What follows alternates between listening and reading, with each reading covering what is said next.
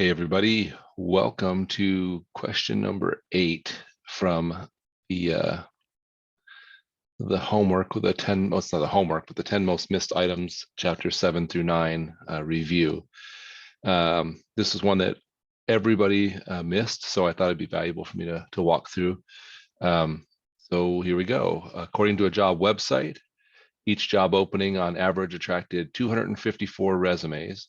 In 2016, the job market improved in 2017 compared to 2016, which means that more people will likely be switching jobs, but also fewer unemployed workers remain in the job market.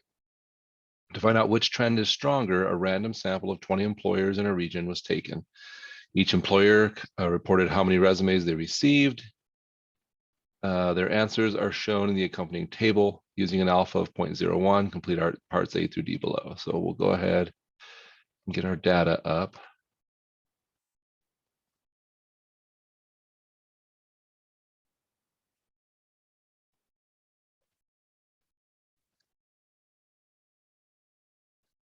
There we go.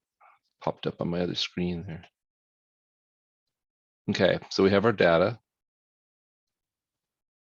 And I'll write down everything I know because that's how I always start. So we have our claim, or our mean of the sample means if this was in a population, but in this case, we have a claim of 254. Let's see. We also know N, sample of 20 employees. We also know an alpha, 0.01. Then we can find our sample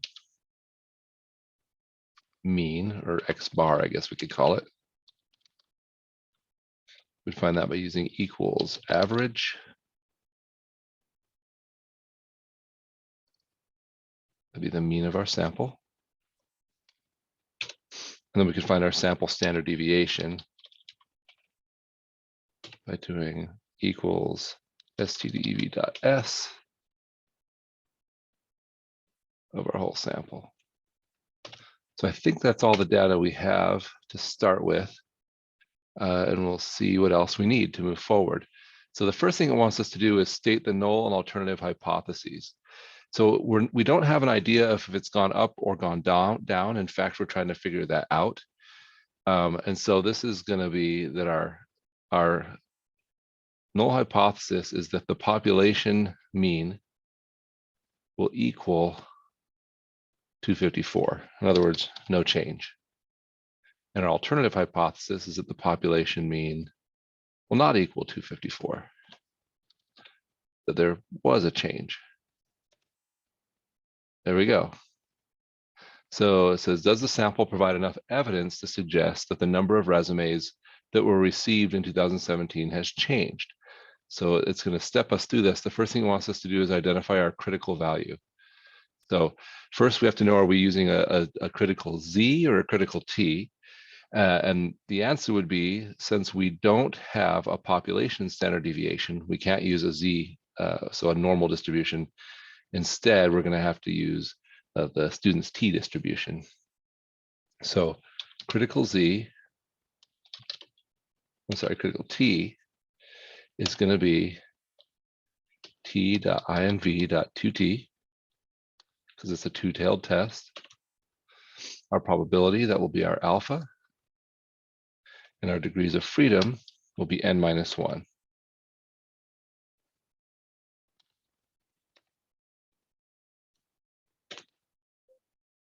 Oops. I didn't put my other closed parenthesis on there. There's our critical t-score. This is a plus or minus, but I believe this one wants us to just say, so it's the t of alpha divided by 2.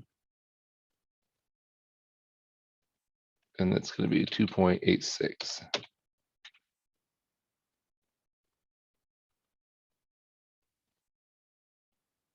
So now we're supposed to determine our t-test statistic.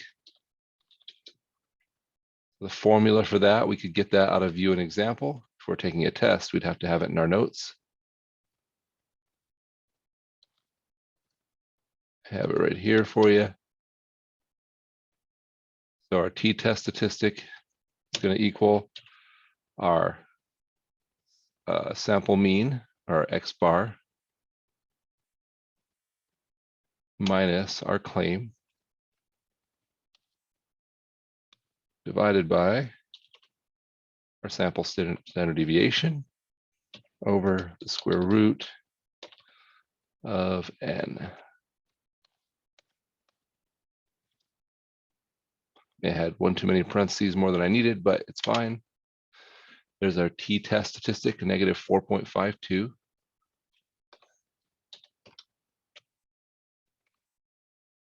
So now we're supposed to come up with a conclusion. Remember, if our test statistic is more extreme than our critical score, then that means that we are going to reject the null hypothesis. And so in our case, our test statistic, negative 4.5, is much further away from the mean than this critical score. Remember, since this is two-tailed, this could be plus or minus.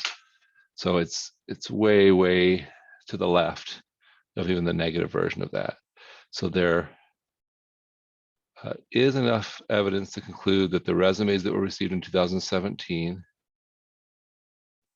has changed from 254. Unfortunately, this doesn't tell us, even though it's less than, we can't say for sure that it's gone down, just that it's changed. Okay, a p-value. We're going to do t dot dist dot 2t. We'll use our test score. But for some reason, Excel doesn't like it when we do that. So I'm going to use the absolute value of our test. And then for our degrees of freedom, it'll be n minus 1. In fact, I'm going to enclose this entire, let's say that is a single given number there.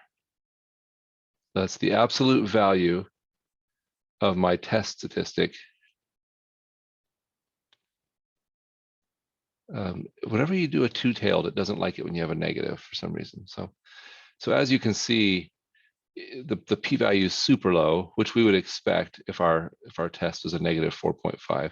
So I round that to 3 decimal places. That's actually still just 0. Very low. And that's it, I think. Oh no, there's one more. What assumption do we need to make to perform this analysis? And so when we only have 20 data items and we're using the t distribution, then what we have to assume is that our population will follow a normal distribution. And that's it. So hopefully that was helpful. And well, good luck on the rest of it.